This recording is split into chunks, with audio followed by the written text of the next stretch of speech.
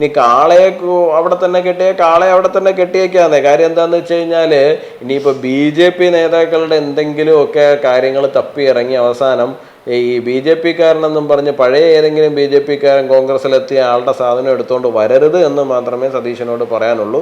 കാരണം കുറെ കാലമായിട്ട് നിങ്ങൾ വെക്കുന്ന വെടിയെല്ലാം സ്വന്തം നെഞ്ചത്ത് തന്നെയാണ് വന്ന് വീണുകൊണ്ടിരിക്കുന്നത്. അതുകൊണ്ട് തന്നെ ഇപ്പൊ ആരുടെയെങ്കിലുമൊക്കെ വാക്ക് കേട്ടെടുത്ത് ചാടുന്നതൊക്കെ നല്ലത് തന്നെയാണ്, കുഴപ്പമൊന്നുമില്ല. അങ്ങനെ എടുത്ത് ചാടിക്കഴിയുമ്പോൾ അവസാനം പുറത്തു വരുന്നത് വേറെ പലതും ആയി പോകരുത് എന്ന് മാത്രമേ അദ്ദേഹത്തിനോട് പറയാനുള്ളൂ. കോൺഗ്രസിനകത്ത് എന്ത് സംഭവിക്കുന്നു എന്നുള്ള നമ്മുടെ വിഷയമല്ല. ആ പാർട്ടിയെ നമ്മൾ കണക്കിലെടുക്കേണ്ട കാര്യമില്ല. ആ പാർട്ടി അങ്ങനെയാണ്, ആ പാർട്ടിയുടെ DNA അങ്ങനെയാണ്. ആ പാർട്ടിയിൽ ചെന്ന് ചേരുന്ന ആൾക്കാരും അത്തരത്തിലുള്ള ആൾക്കാരാണ്. അപ്പൊ തീർച്ചയായിട്ടും അവരത് തന്നെ അവർ തുടർന്നുകൊണ്ട് പോകുന്നതിനകത്ത് നമുക്ക് ഒന്നും തന്നെ അതിനകത്ത് ഇപ്പൊ നമ്മൾ അവരുടെ ഇന്റേണൽ കാര്യങ്ങളിൽ പോയി കമന്റ് ചെയ്യുന്നതിൽ യാതൊരു അർത്ഥവും. ഈ കോൺഗ്രസ് നേതാക്കൾ പറയുന്നത് പോലെയുള്ള ഒരു ഗൂഢാലോചന അങ്ങനെ ഏതെങ്കിലും വഴിക്ക് ഇക്കാര്യത്തിൽ ഞാൻ രാഹുലിനെ ന്യായീകരിക്കുകയേ അല്ല. രാഹുൽ പറഞ്ഞ കാര്യങ്ങളൊക്കെ നമ്മൾ കേട്ടതാണ്. രാഹുൽ ഇപ്പോഴും പറഞ്ഞിട്ടില്ല അത് എൻ്റെ ശബ്ദമല്ല എന്ന് രാഹുൽ ഇതുവരെ പറഞ്ഞിട്ടില്ല.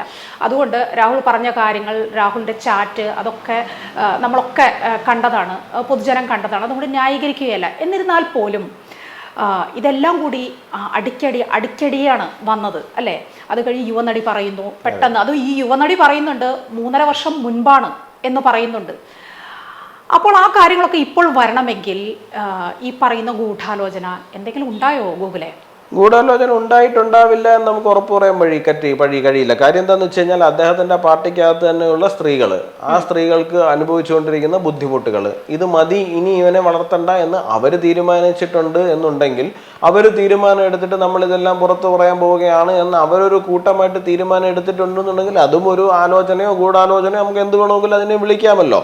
അപ്പോൾ ഒരു പരിധി ഉണ്ടല്ലോ എല്ലാത്തിനും. കാരണം അത് അനുഭവിക്കുന്ന ആൾക്കാർ ഇപ്പോൾ പലപ്പോഴും പല പെൺകുട്ടികളും വിചാരിക്കുന്നത് എന്നോട് മാത്രമായിരിക്കും ഈ ബന്ധം എന്നുള്ളതാണ്. കുറച്ച് കഴിയുമ്പോഴാണ് അവർക്ക് മനസ്സിലാവുന്നത് എന്നോട് മാത്രമല്ല, എന്നെ പോലെ തന്നെ 10 പേരോട് അദ്ദേഹത്തിന് ഇതേപോലെ ബന്ധം ഉണ്ട് എന്നുള്ള കാര്യം. അപ്പോഴാണല്ലോ അതൊരു ആലോചനയും ഗൂഢാലോചനയൊക്കെ ആയിട്ട് മാറുന്ന സാഹചര്യം ഉണ്ടാകുന്നത്. ഈ 3.5 വർഷം മുമ്പ് മെസ്സേജ് അയച്ച ആൾക്കാർ, അല്ലാന്നുണ്ടെങ്കിൽ ബന്ധപ്പെടാൻ ശ്രമിച്ച ആൾക്കാർ മുതൽ കഴിഞ്ഞ ആഴ്ച വരെ അദ്ദേഹം ബന്ധപ്പെടാൻ ശ്രമിച്ചിട്ടുള്ള ആൾക്കാർ ഒരുമിച്ച് വരുന്നു എന്നുണ്ടെങ്കിൽ അതൊരു ആലോചനയോ ഗൂഢാലോചനയാവും. പക്ഷെ അത് ഇരകളാണ് ഒരുമിച്ച് വരുന്നതെന്നാണ് എൻ്റെ അഭിപ്രായം. ഏതായാലും കോൺഗ്രസിനകത്തെ ഗ്രൂപ്പ് വഴക്ക് മൂർച്ഛിക്കും ഇതോടെ അല്ലേ? അത് ഞാനത് പറഞ്ഞല്ലോ, കോൺഗ്രസിനകത്ത് എന്ത് സംഭവിക്കുന്നു എന്നുള്ള നമ്മുടെ വിഷയമല്ല. ആ പാർട്ടിയെ നമ്മൾ കണക്കിലെടുക്കേണ്ട കാര്യമില്ല. ആ പാർട്ടി അങ്ങനെയാണ്, ആ പാർട്ടിയുടെ DNA അങ്ങനെയാണ്. ആ പാർട്ടിയിൽ ചെന്ന് ചേരുന്ന ആൾക്കാരും അത്തരത്തിലുള്ള ആൾക്കാരാണ്. അപ്പൊ തീർച്ചയായിട്ടും അവരത് തന്നെ അവർ തുടർന്നുകൊണ്ട് പോകുന്നതിനകത്ത് നമുക്ക് ഒന്നും തന്നെ അതിനകത്ത് ഇപ്പൊ നമ്മൾ അവരുടെ ഇന്റേണൽ കാര്യങ്ങളിൽ പോയി കമന്റ് ചെയ്യുന്നതിൽ യാതൊരു അർത്ഥവും.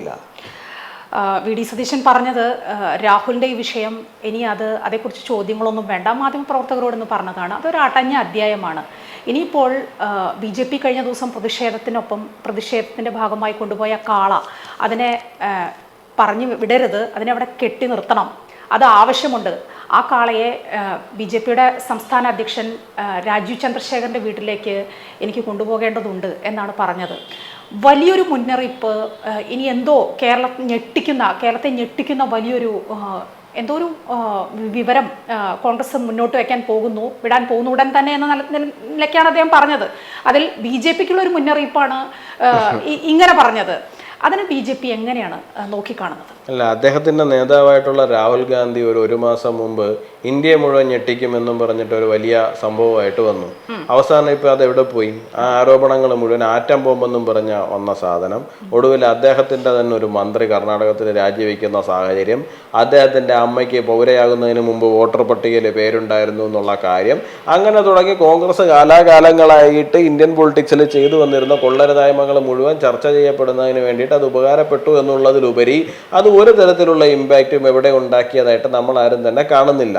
അത് മാത്രമല്ല, ആരോപണം ഉന്നയിക്കാൻ വേണ്ടിയിട്ട് അദ്ദേഹം ആശ്രയിച്ച സ്ഥാപനങ്ങൾ ഉൾപ്പെടെയുള്ളവർ മാപ്പ് പറഞ്ഞ് പിന്നീട് രംഗത്ത് വരികയും ഞങ്ങൾ എടുത്ത ഡേറ്റ ഞങ്ങൾക്ക് തെറ്റിപ്പോയതാണ് എന്ന് പറഞ്ഞ് അവർ തന്നെ CSDS ഉൾപ്പെടെയുള്ള സ്ഥാപനങ്ങൾ പുറത്തു വരുന്നത് നമ്മൾ കണ്ടതുമാണ്. അപ്പോൾ അതുകൊണ്ട് തന്നെ അദ്ദേഹത്തിൻ്റെ നേതാവ് ഇന്ത്യ മുഴുവൻ ഞെട്ടിക്കാൻ നടന്നിട്ട് ഒന്നും ഞെട്ടിയില്ല. അതുപോലെ തന്നെയാണ് VD സതീശൻ ഇനിയിപ്പോൾ കേരളത്തിൽ BJP ഞെട്ടിക്കാൻ നടക്കുന്നതെന്ന് മാത്രമേ എനിക്ക് ആ വിഷയത്തിൽ ആ തലത്തിൽ പ്രതികരിക്കാൻ വേണ്ടിയിട്ട് കഴിയുന്നുള്ളൂ. പിന്നെ ഇനി കാളയെ അവിടെ തന്നെ കെട്ടിയേക്കാന്നേ. കാര്യം എന്താണെന്ന് വെച്ച് കഴിഞ്ഞാൽ ഇനിയിപ്പോൾ BJP നേതാക്കളുടെ എന്തെങ്കിലും ഒക്കെ കാര്യങ്ങൾ തപ്പി ഇറങ്ങി അവസാനം ഈ BJP-കാരനെന്നും പറഞ്ഞ് പഴയ ഏതെങ്കിലും BJP-കാരൻ കോൺഗ്രസ്സിലെത്തിയ ആളുടെ സാധനം എടുത്തുകൊണ്ട് വരരുത് എന്ന് മാത്രമേ സതീശനോട് പറയാനുള്ളൂ. കാരണം കുറെ കാലമായിട്ട് നിങ്ങൾ വെക്കുന്ന വെടിയെല്ലാം സ്വന്തം നെഞ്ചത്ത് തന്നെയാണ് വന്ന് വീണുകൊണ്ടിരിക്കുന്നത്. അതുകൊണ്ട് തന്നെ ഇപ്പം ആരുടെയെങ്കിലുമൊക്കെ വാക്ക് കേട്ടെടുത്ത് ചാടുന്നതൊക്കെ നല്ലത് തന്നെയാണ്, കുഴപ്പമൊന്നുമില്ല.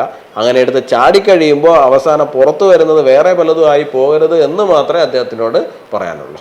ഇനിയിപ്പോൾ ഏതായാലും നിയമസഭ കൂടുന്ന സമയത്ത് രാഹുലിനെ അവിടെ കാണില്ല. രാഹുൽ അവധിയിലേക്ക് പോകും. അവധിയിലേക്ക് പ്രവേശിക്കാനാണ് പാർട്ടി രാഹുലിനോട് പറഞ്ഞിരിക്കുന്നത്. അങ്ങനെ രക്ഷപ്പെട്ടു തൽക്കാലത്തേക്ക്. പിന്നെ നിയമസഭ വരുന്ന സമയത്ത് സീറ്റും കൊടുക്കില്ല.